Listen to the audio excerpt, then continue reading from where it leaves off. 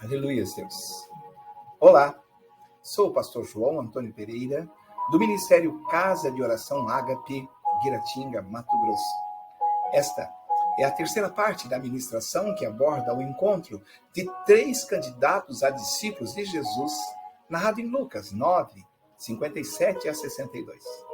Nesta oportunidade, especificamente, trataremos do terceiro candidato, descrito em Lucas 9, 61 a 62.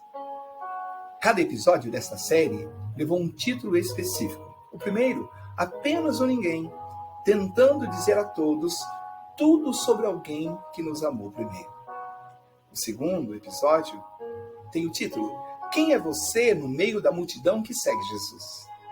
E finalmente, o terceiro episódio, este que nós estamos compartilhando agora contigo, com o título, Ele escolheu os fracos para envergonhar os fortes.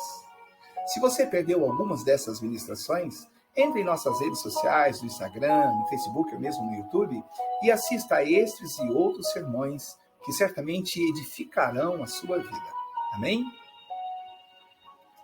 As Sagradas Escrituras nos advertem. Deus escolheu as coisas loucas do mundo para envergonhar os sábios, e as coisas fracas para envergonhar os fortes. A versão aí que eu estou usando é a NVI, Nova Versão Internacional. E é interessante a gente pensar que é loucura tentar compreender como, em meio a tanto progresso, em meio a tanto desenvolvimento científico, a sociedade pós-moderna conseguiu democratizar especificamente aquilo que ela tinha de mais cruel no seu seio, o sofrimento.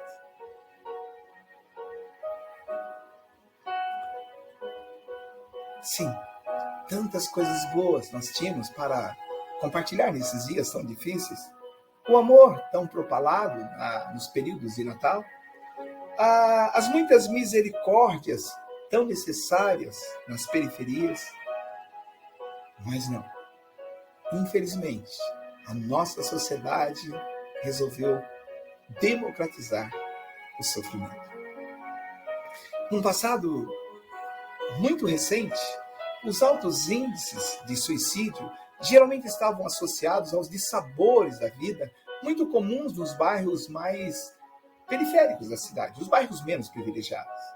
Hoje, é vergonhoso e custa muito caro para a classe média e classe alta reconhecer que dentro de luxuosas mansões com banheiros de águas quentes e sais, muitas esposas e jovens, depois de recorrerem às drogas e às especialidades médicas que o dinheiro pode comprar, almejam desesperadamente o suicídio. Recentemente eu estava lendo um livro do pastor norte-americano T.D. Jakes e ele nos ensina que na modernidade o sofrimento dirige carros luxuosos. Antes, tão comum entre aquelas que hoje estão atrás de uma vassoura ou de um rodo, limpando uma casa ou os grandes saguões públicos, o sofrimento democratizado pertence ao clube de campo e, por vezes, é o dono da própria empresa. Talvez pareça ainda uma loucura sem fim, talvez uma loucura ainda maior, mas os índices de divórcio também têm disparado. E o que chama a atenção é que eles são tão maiores quando há um grande lucro para se obter no acordo. O sofrimento não se confina mais às favelas. Ele está vivo e ativo nos bairros nobres. Por isso, não podemos e não devemos ministrar apenas para os sem-tetos, pois não é preciso ser pobre para sofrer. A dor não é preconceituosa. Ela atinge todas as camadas sociais do mesmo modo. Mas aprendemos também que, por vezes, o antídoto quase sempre é preparado com o próprio veneno.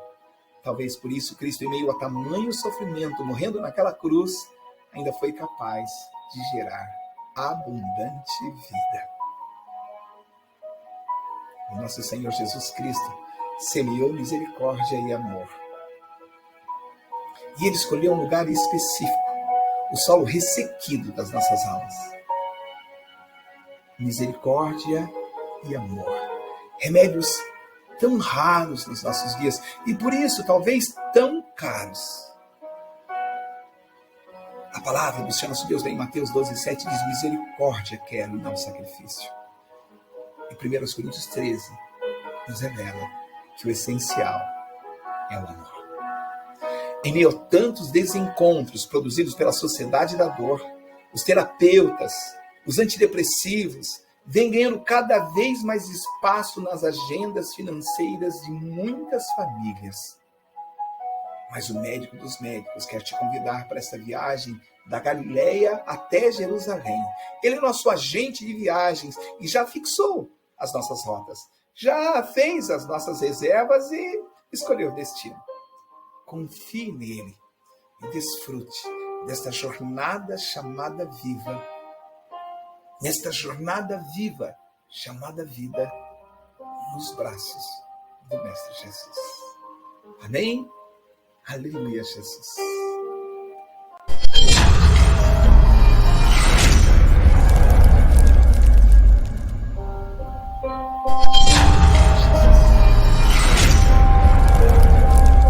Tudo que não é eterno será eternamente.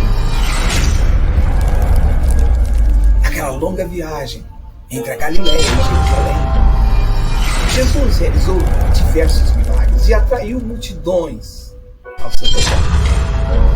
Particularmente nesse trecho, Lucas 9:61, o Mestre Jesus vai fazer um convite para um suposto candidato a discípulo.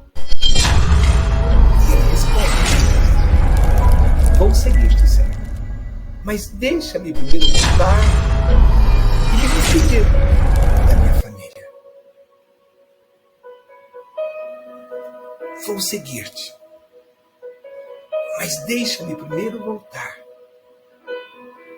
e despedir-me da minha família.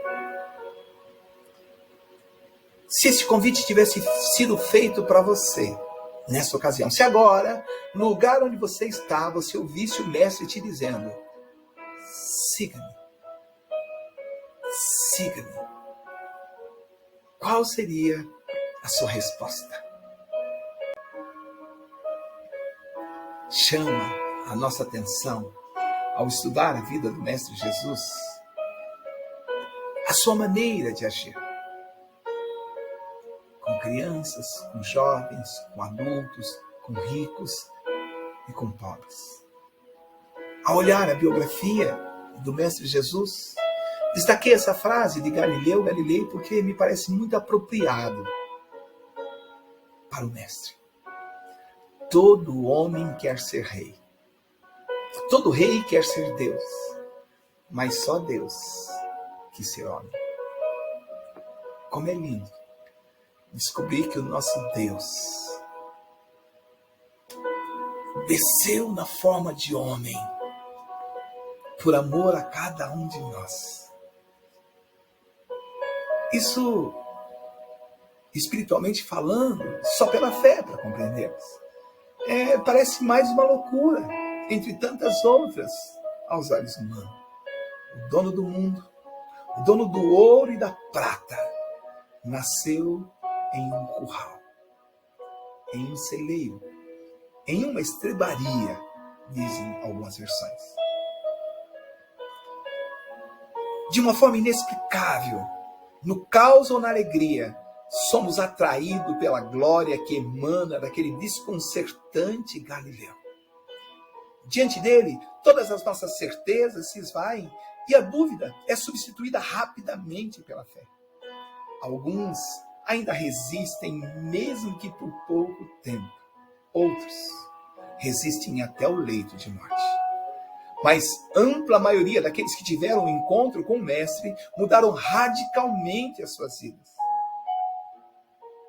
Chiara Lubitsch testemunha que quanto mais nos enamorarmos de Deus e experimentarmos a beleza do mundo novo ao qual Ele deu início, tanto mais aquilo que deixamos para trás perderá a sua atração. Você tem sido atraído pelo mundo ou pelo dono do mundo? Lembre-se, tudo que não é eterno será eternamente inútil, nos ensina Tamires Garcia.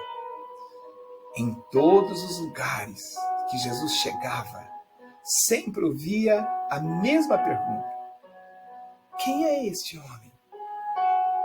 Quem é ele?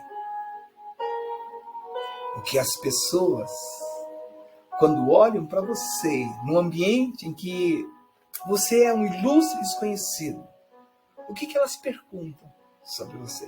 E se perguntarem, qual seria a resposta que você daria sobre quem é você?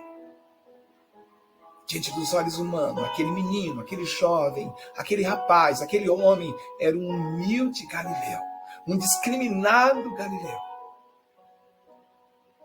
Há um propósito sobrenatural nas sementes que você carrega no seu DNA. Quais são os tipos de solo que você tem semeado, que você tem lançado as suas sementes?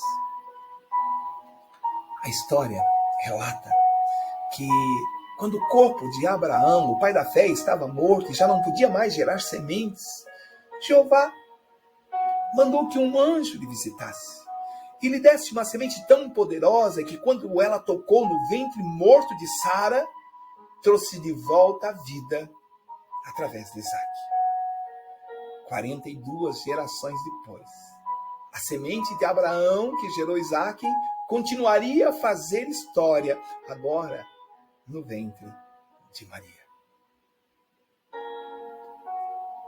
Para os vizinhos daquele pequeno vilarejo de Nazaré, pertencente à cidade de Belém, ele era apenas o filho de José, o carpinteiro. Um sábio que contava parábolas intrigantes e realizava convites nada sedutores àqueles que caminhavam contigo. Morra para o mundo, tome a sua cruz diariamente e siga-me.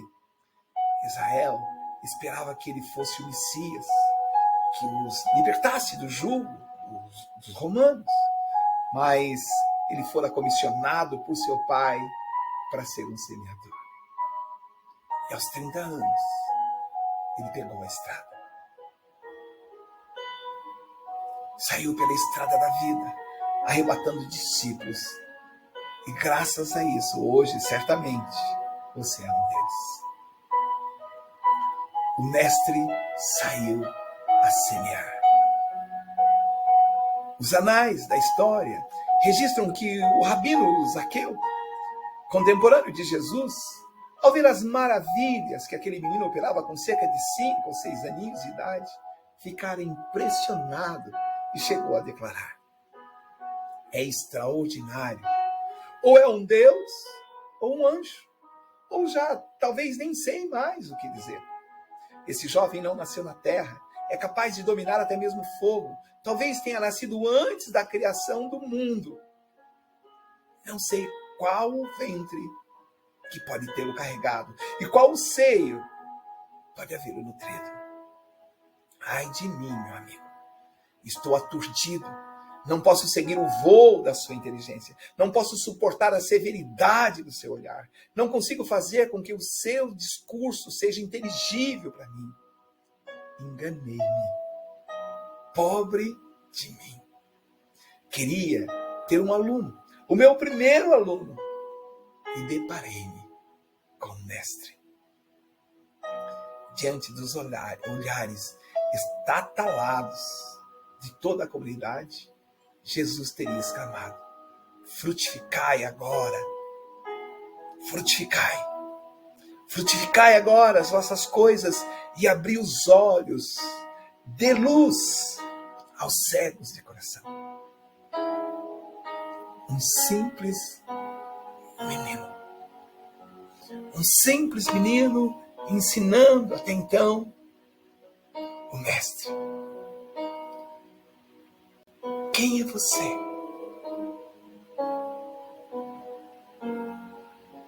Quem é você diante dos olhos humanos? O que dizem a seu respeito Quando você chega no ambiente, frutificai. Aquelas mesmas palavras do menino Deus ainda ecoam até hoje. E o nosso desafio ainda é frutificar. Ainda é penetrar os corações e as almas daqueles que ainda não tiveram um encontro específico com Cristo.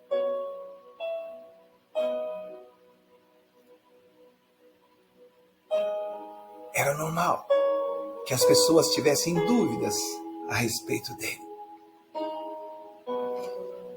O apóstolo João, aquele que comia gafanhotos e mel no deserto, aquele que usava aquela roupagem estilosa com pele de camelo, naquele sol estridente do deserto, dizia que não podia haver meio termo. Qualquer pessoa que negasse que Jesus era um homem era o anticristo. As sagradas escrituras revelam que ele nasceu, cresceu, aprendeu, se maravilhou, entristeceu, chorou, sentiu fome, sede, cansaço, sofreu e morreu.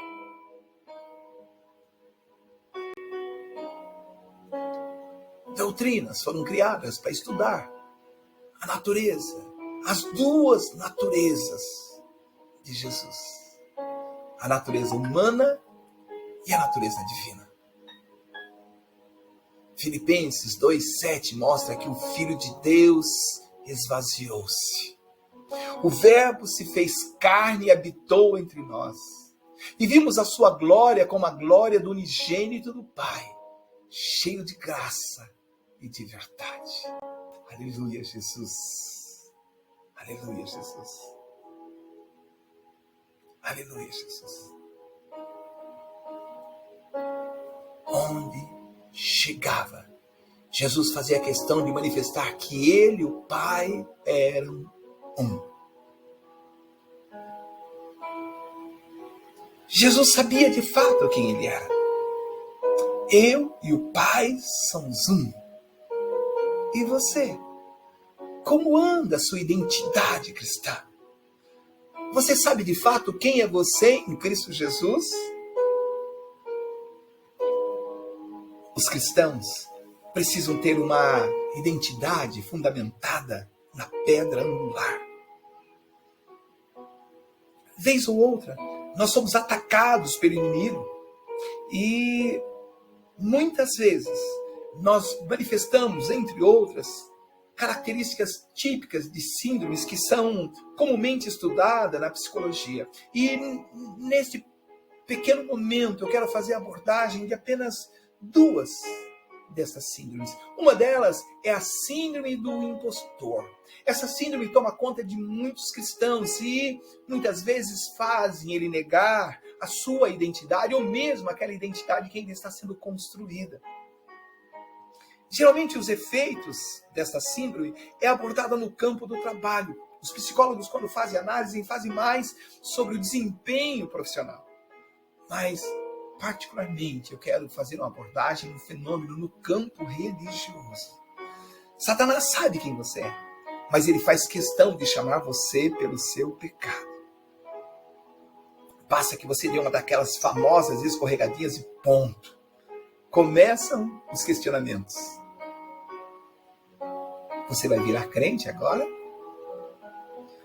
E aquela roupinha que você gosta de usar, que você pagou caro, lembra? O que você vai fazer com ela? E aquela loirinha gelada que você deixou guardado lá na geladeira? Aquele churrasco que você já tinha marcado para sábado, lembra? Diante de batalhas aparentemente simples como essa, o cristão precisa se posicionar. Nós precisamos ter muito claro quem somos nós quando não tem ninguém olhando. Quem somos nós diante da internet, a sós? Quem somos nós quando a nossa máscara social cai? Quando nós não temos um ego para defender?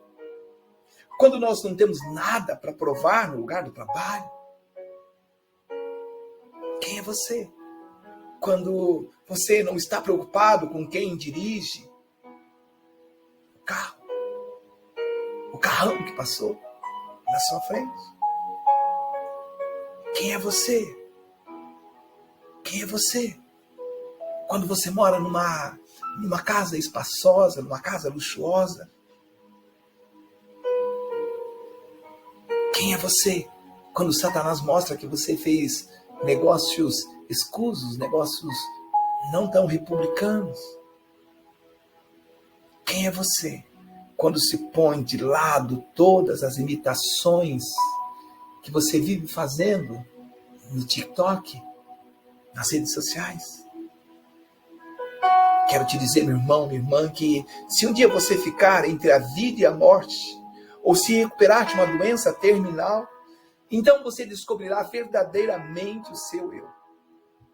Descobrirá que a maior parte das coisas que as pessoas consideram importante não tem importância nenhuma nessa hora. Quero te dizer que Cristo conhece os seus pecados, mas Ele faz questão de te chamar pelo seu nome. Ele nos ensinou que se alguém está em Cristo, nova criatura é. Que as coisas velhas já se passaram, que tudo já se fez novo. Ele mesmo nos ensina lá em 2 Coríntios 5:20 que somos embaixadores de Cristo. Por vezes, mesmo estando com a nossa vida no altar, somos confrontados, passando por momentos difíceis, por perdas, desilusões, e até mesmo muitos crentes chegam a questionar na hora da tribulação: onde é que está Deus? Será que Deus me esqueceu? Quero te dizer que nesses momentos muitos de nós enfrentamos crises. Alguns passam pela depressão, pela ansiedade, e outros chegam até mesmo a enfrentar a crise do pânico. Muitas vezes, esses são efeitos colaterais da síndrome do impostor. Quase sempre, esses efeitos, essas características se manifestam corriqueiramente quando assumimos um compromisso diante da cruz. Quando estamos sendo desafiados a produzir os frutos do Espírito, ou até mesmo quando nos é oferecido algum tipo de liderança ou um cargo na igreja. Nessa hora, as trevas parecem que se levantam contra nós. Satanás sabe que ele está nos perdendo e lança uma última cartada. Afinal, ele conhece o velho homem e a velha mulher. Ele sabe que eles são carne e a carne insiste em não morrer. Por vezes, ele usa os nossos velhos amigos. Ou então, se manifesta quando nós visitamos algum lugar e as lembranças nos vêm à mente. Sabe, meu irmão, minha irmã, às vezes ele traz amigos, velhos amigos, para te influenciar. E nessa hora, o seu cérebro dispara alguns gatilhos emocionais. E então, nesse momento, aquela construção que estava sendo edificada sobre a rocha, por vezes é abalada. Começam a surgir então na sua mente pensamentos como: eu não vou conseguir, eu não dou conta, eu não tenho competência para isso, eu não consigo. Sabe? Quando Satanás começar a jogar na sua cara o seu passado, tentando te levar de volta para o lugar de onde você saiu, mostre para ele o futuro dele. A Bíblia mostra que para todo aquele que nasce de novo tem jeito. Mas ela nos mostra também que o lugar dele é arder no lago de enxofre. Lembre-se, a palavra nos ensina lá em João 1,12, que se você é filho, você também é herdeiro. Amém? Aleluia, Jesus. Aleluia, Jesus. Outra síndrome que muitos de nós cristãos, muitos dos nossos irmãos, muitos que estão começando a sua caminhada, enfrentam, é a famosa síndrome de Gabriela. Você consegue reconhecer uma pessoa com essa síndrome de Gabriela? Talvez você já tenha até ouvido falar dessa personagem, porque o escritor baiano Jorge Amado, lá em 1958, escreveu uma obra que ficou muito famosa e que virou filme, virou novela, né? E particularmente, a maioria dos brasileiros conheceram através de uma das principais emissoras de TV nessa cidade, nesse país, em que Sônia Braga vive o papel da Gabriela Cravo e Canela. E ela repetia muitas vezes uma das estrofes descritas por Dorival Caymmi: eu nasci assim, eu cresci assim, eu sou mesmo assim, vou ser sempre assim. Sempre Gabriela. E muitos cristãos continuam a repetir ainda hoje esses mesmos versos. Eu nasci assim, eu vivi assim, vou morrer assim. No geral, essas pessoas são pessimistas e algumas frases são bem típicas desta síndrome. Vou compartilhar com você algumas delas, algumas das mais usadas. Vamos fazer assim, pois nós sempre fizemos dessa maneira. Sei que isto é bom, mas prefiro fazer do meu jeito. Sinto muito, mas eu sou assim. Nem vou tentar isso, porque eu sei que não vai dar certo. Sou assim desde criança. Não vou perder o meu tempo para tentar mudar. Sempre deu certo. Dentre os motivos que fazem com que essas pessoas se comportem de tal maneira está a baixa autoestima. O medo de suas ações não darem certo, de errar ou de receber crítica. Uma Gabriela pode ser assim durante toda a vida e passar a falsa imagem de que conhece muito bem e se aceita. Sempre foi aceita da forma que ela é. A gente sabe que, no fundo, essa atitude tenta esconder uma autodesconfiança, um autodesconhecimento, um sofrimento que acompanha aquela vida ao longo de uma vida toda. Insegurança sem fim. É importante destacar que quem tem esse comportamento muitas vezes não prejudica só a si mesmo, não. Prejudica uma família, prejudica os propósitos que Deus tem para a vida dessas pessoas. E muitas vezes, muitos lares são destruídos, muitos dons e talentos são desperdiçados. Mas em Cristo, nós não podemos esquecer que todas as coisas já se fizeram nova. O velho homem e a velha mulher foram sepultadas nas águas batismais. E então precisamos iniciar um processo novo, por vezes doloroso, e mudar o percurso da nossa história. Por isso, amados, nós precisamos nos colocar aos pés da cruz. Não podemos desperdiçar os talentos, os dons que o Senhor tem colocado nas nossas mãos. Temos que ser um com Cristo, assim como Cristo com o Pai o era. Amém? Aleluia, Jesus. Nessa jornada, antes mesmo de chegar a Jerusalém, da Galileia, destino a Jerusalém, nós aprendemos com o mestre que a rejeição era a coisa mais comum para aqueles que decidiam seguir os passos do mestre. Para alguns, os cristãos eram considerados até mesmo insanos. Acreditavam em um Deus que se tornou homem, em um Messias que era rejeitado em Israel. Era aceitável que um pescador rude, uma pessoa humilde, supersticiosa como Pedro, pregasse a Cristo. Mas não era aceitado, não era aceitável que Paulo, aquele que estudou entre os maiores filósofos da época, um erudito, aceitasse a Jesus. O cristianismo, naquele período, estava associado àqueles que eram iletrados, levado à conversão e à adoração ridícula de um judeu chamado Jesus de Nazaré, que arrebanhava um exército de maltrapilhos. As Sagradas Escrituras nos ensina que Deus amou. E chama a atenção que às vezes nós não prestamos atenção nesse versículo como um todo. Veja, ele não amou a todos. Veja, ele amou a todos, mas não deu a sua vida por todos. Veja, ele amou o mundo de tal maneira que deu o seu Filho unigênito apenas para todo aquele que nele crê. Veja, para aquele que nele crê, para que ele não pereça e tenha a eternidade.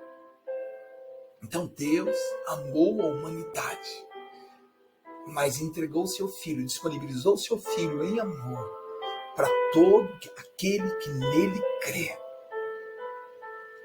É muito interessante a gente analisar isso, porque essa viagem de Jesus da Galileia a Jerusalém procura falar do preço de seguir Jesus, do preço da eternidade. Algumas pessoas acham que foi de graça, mas não foi. Nem para o nosso Deus foi de graça. Ele entregou o seu Filho unigênito.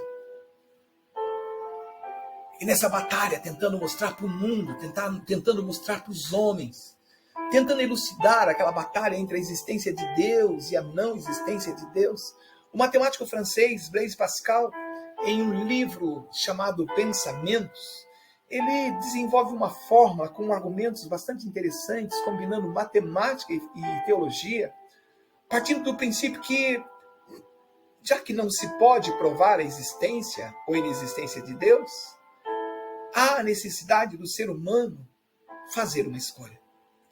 Acreditar ou não acreditar em Deus. Ele demonstra que essa escolha não precisa ser feita como uma aposta no escuro. Pode ser feita com certa segurança, usando princípios lógicos. O argumento de Pascal estabelece que é melhor você apostar na existência de Deus do que na tese oposta. Se você ganhar, você ganha tudo. Se perder, não perde nada ou muito pouco. O matemático comprovou a sua tese usando o seguinte raciocínio: se você acredita em Deus e ele de fato existe, quando você morrer, então o seu ganho é infinito, a saber, a vida eterna, o paraíso.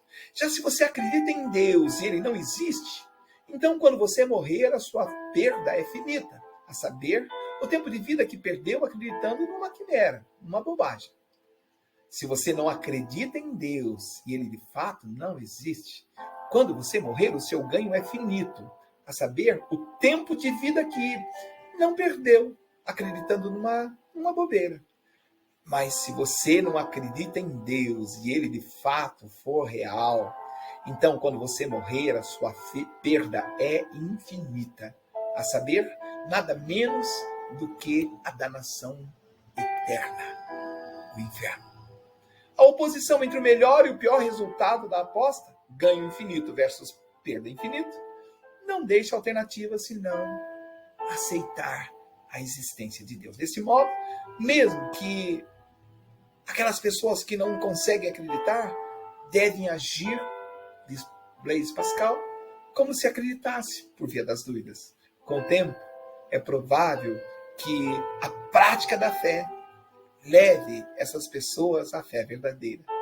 Na verdade, para o filósofo cristão, o primeiro ganho da aposta se dá ainda em vida, com a conquista da fé verdadeira, única capaz de levar os indivíduos à felicidade plena.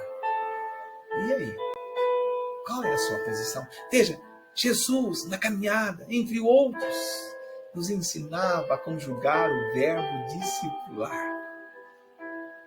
Existem muitas definições, mas discipular é ensinar outras pessoas, é levar outras pessoas, é conduzir outras pessoas a Jesus. É,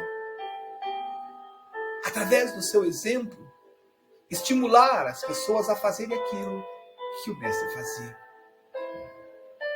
Jesus nos ordena lá em Mateus 28:18 que nós façamos discípulos. Judas nos manda que edifiquemos a nossa fé. Pedro conclama o uso dos seus dons para servir as pessoas. Paulo nos chama a dizer a verdade em amor, a fim de que a nossa igreja amadureça dia após dia. Moisés treinou Josué para sucedê-lo, como Eli fez com Samuel, Elias com Eliseu, Paulo com Timóteo. Percebe o tamanho da responsabilidade que o Senhor Jesus concede a cada um de nós através do ID?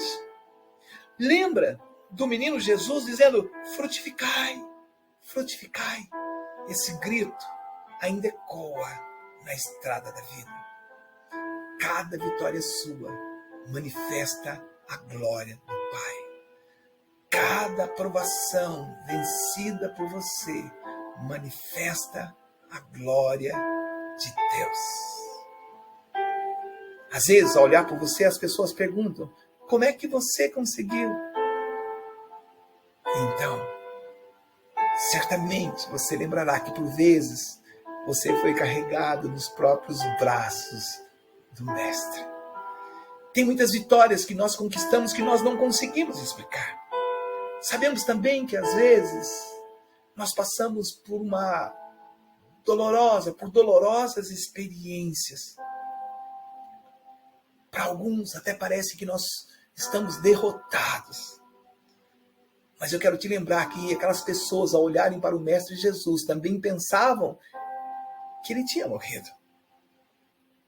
Mas eles não sabiam que o Mestre ressuscitaria. Seus sonhos também ressuscitarão. Mesmo aqueles que você já colocou lá no freezer da sua existência, no nome de Jesus, olhando para a cruz, eles serão ressuscitados para a honra e glória do Senhor. Amém? Aleluia. Jesus nos ensinou na estrada que discipular é caminhar junto. Estudando sobre o discipulado, Jonas Madureira diz que ele pressupõe 3 demandas: um certo tipo de amor, um certo tipo de sofrimento, um certo tipo de desapego. Logo, precisamos fixar os olhos em Cristo Jesus. Precisamos confiar nele para sermos salvos e amando no dia a dia uns aos outros, em santidade, em unidade e amor. Vamos manifestando, dia após dia, nos lugares onde nós passamos, a glória do Senhor, nosso Deus. Douglas Gonçalves, do Jesuscope, nos ensina que o discipulado implica em 3 R's: revelar, restaurar e reposicionar. Revelar é o vinde a mim. É você mostrar através do seu exemplo quem é Jesus. Restaurar é o vinde após mim. Depois de você passar por aquela transformação dolorosa, de experimentar uma mudança de vida, de enterrar o velho homem, de ignorar os velhos costumes, sepultar os velhos costumes da carne, então você passa a viver, passa a levar, passa a ter uma vida alinhada à palavra. E então, naturalmente, vem o 3º R, o reposicionar-se. Sabe aquele encontro com os pescadores? Sabe, com Pedro? Com Tiago? Com Simão, aquelas caminhadas. Sabe quando Jesus chega ali e diz assim, vou te fazer um pescador. Ele chega em pescadores e diz, eu vou te fazer um pescador. O reposicionar é esse momento em que, uma vez transformado, uma vez sepultado o velho homem, você começa a discipular. Você começa a ensinar. Você começa a compartilhar os ensinamentos do Mestre. Revelar. Ide e fazei discípulos. Revele quem é Jesus para as pessoas do seu dia a dia. A segunda etapa, o vinde após mim. Ide. Uma vez revelado Jesus, então agora, você tratado, restaurado, é o seu vinde após mim. É um estágio muito difícil, mas após passado por aquele processo de transformação, você vai sair mais fortalecido. E o reposicionar é o estágio do ide em conformidade com a vontade do Pai. Aquele terceiro discípulo, ao encontrar com Jesus, ao ouvir o convite do Mestre, disse: vou seguir-te, Senhor, mas deixa-me primeiro me despedir da minha família. Aparentemente não havia nada demais, estava tudo certo, tudo tranquilo. Mas Jesus lhe respondeu: quem começa a arar a terra e olha para trás, não serve para o reino de Deus. Esse trecho do livro de Mateus trata do alto custo de seguir Jesus. Ele fala sobre o que impede as pessoas efetivamente de se envolverem completamente com as coisas do reino. Na modernidade líquida, tudo é passageiro, tudo é efêmero, tudo é muito fluido.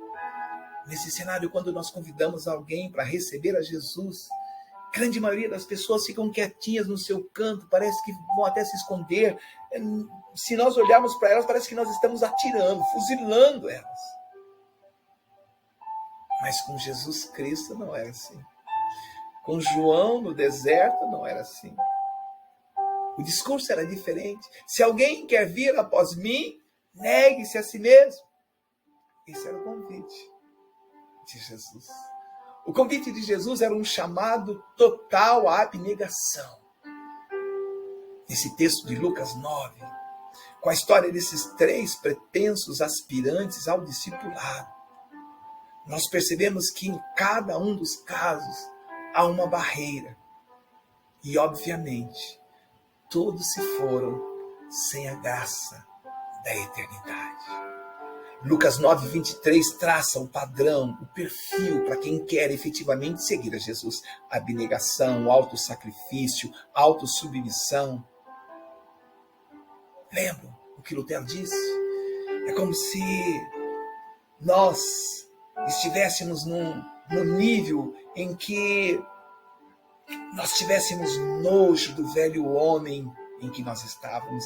Nesse nível, nós olhamos para o velho homem e nós ficamos desesperados. É como se nós chegássemos ao fim de nós mesmos. É como se nós disséssemos: eu tenho vergonha, eu não quero me associar comigo mesmo. Eu tenho vergonha do velho homem ou da velha mulher que eu era. E então, enojado daquilo que você era, você começa a bater no peito e a clamar pelas muitas misericórdias do Senhor. Você se reconhece como o mais vil de todos os pecadores. E você começa a clamar e a pedir para que o Pai lhe envie verdadeiramente o Cristo. Que você tenha um encontro verdadeiro e transformador com o seu Salvador. É nesse momento que o velho homem, jogado no chão, eu me vejo como Isaías dizendo sobre nós, trapos de imundício, como Moisés rasgando as suas roupas, vestindo-se de panos de saco.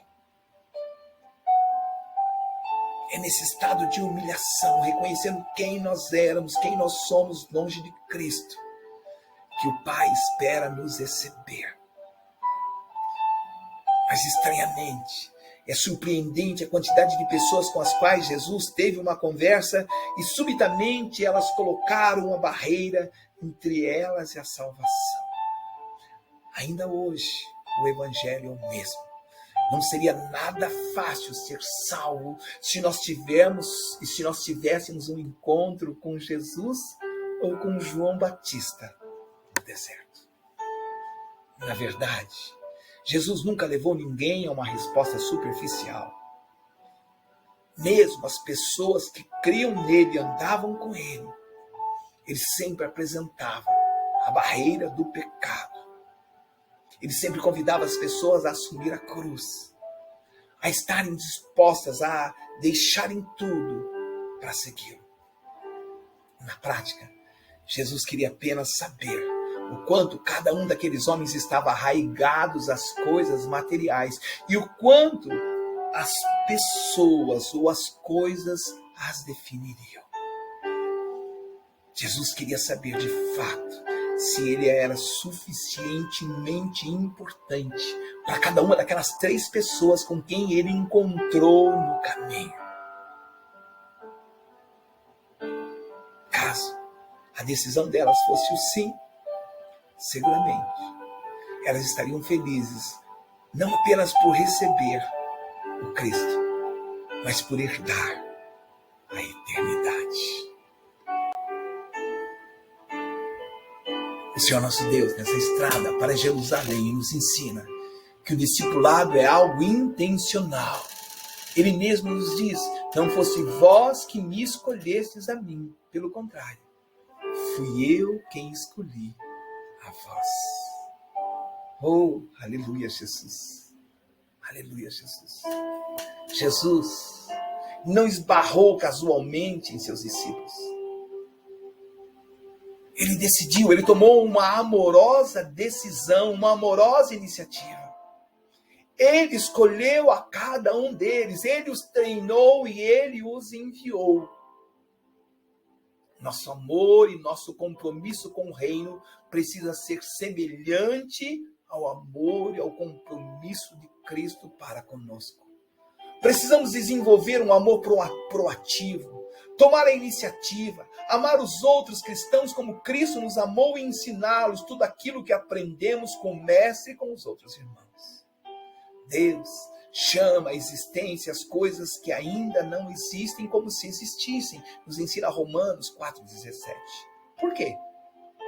Deus sabe que tem o poder de transformar-nos naquilo que Ele efetivamente diz que nós somos, como se elas já existissem. Deus não tem medo de nos chamarmos de santos e inculpável, mesmo enquanto ainda estamos confusos, perturbados e tumultuados. A nossa salvação repousa no fato de Deus ter posto a mão sobre nós. Ele fez um investimento tão custoso e pessoal em cada um de nós. E talvez por isso ele não desiste tão facilmente daquilo que ele disse ao nosso respeito. Ele pôs uma cadeira num lugar especial, no meio de anjos, lá na eternidade. Deus conhece os seus e os meus pecados, mas ainda assim Ele reserva um assento para você e para mim. Você não precisa ter inveja de ninguém. Deus tem um assento especial para você, um assento único, reservado, num lugar especial. Aleluia, Jesus. Deus conhece os seus e os meus pecados, mas ainda assim Ele te reservou esse assento para você e para mim. Às vezes, nem mesmo você ou eu confiaríamos que um dia estaríamos assentados à destra de Deus Pai. Mas eu quero te dizer que a palavra te assegura isso. Você será transportado nos braços santos do Senhor. Louvado seja Deus, porque Ele nos tirou do lugar onde nós estávamos, perdidos, condenados, para nos colocar num lugar separado, especial. Certamente quando Ele te chamou, você esperneou, você gritou, mas ainda assim, Ele te resgatou daquele lugar, aleluia. Deus faz isso para te preparar. Nós precisamos estar prontos. antes de podermos assentar no lugar que Ele preparou para você e para mim. Sabe, quando nós fazemos uma revisão de vida, nós não entendemos nada, nós não compreendemos nada. Aquele que bebia e por vezes chegava bêbado na sua casa, ou saía pelas estradas dirigindo, colocando a vida dos outros em perigo. Deus colocou anjos para cuidar dele e da família dele. Sabe aquelas vezes que você chegou triste na sua casa e desrespeitou a esposa, os filhos, ou a esposa chegou cansada e saiu desesperada, dizendo que não queria mais, que não era aquilo que tinha escolhido para si? Sabe aquela vez que você se gabou dizendo que igreja não era coisa para você, que ser crente não era coisa para você? Sabe aquelas vezes que você zombou daquele irmãozinho, daquela irmãzinha que passava com a Bíblia embaixo dos braços?